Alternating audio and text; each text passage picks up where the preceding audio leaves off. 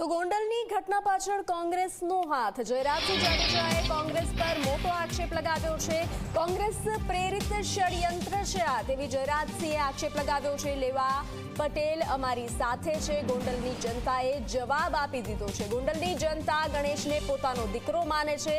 તો પાસના નાપાસ થયેલા લોકો આવ્યા હતા તો હું ભાજપ હાઈકમાન્ડને આ બાબતે ફરિયાદ કરીશ। પાલિકા અને જિલ્લા તાલુકા પંચાયતની ચૂંટણી આવવાની છે। 10 મહિનામાં ગોંડલમાં સ્થાનિક સ્વરાજની ચૂંટણી છે। ચૂંટણીમાં અણવર નહીં વરરાજા બની અને ચૂંટણી લડવા આવો। જાતિવાદ ફેલાવવાનો પ્રયાસ કરાઈ રહ્યો છે।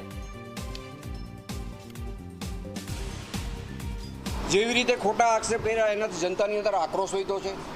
ખોટી જ વાત, ગોંડલને બદનામ કરવાની વાત। ગોંડલ મિર્જાપુર છે, ગોંડલની અંદર કોઈ દીકરી દેતું નથી। આ હદ સુધીના નિવેદન મીડિયાના માધ્યમથી આ બધા મિત્રોએ પહેલાં બેને જીગીસાબેને આપેલા છે કે ગોંડલની અંદર કોઈ દીકરી દેતું નથી। આ બધું ષડયંત્ર હું એમ માનું છું કોંગ્રેસ પ્રેરિત હતું।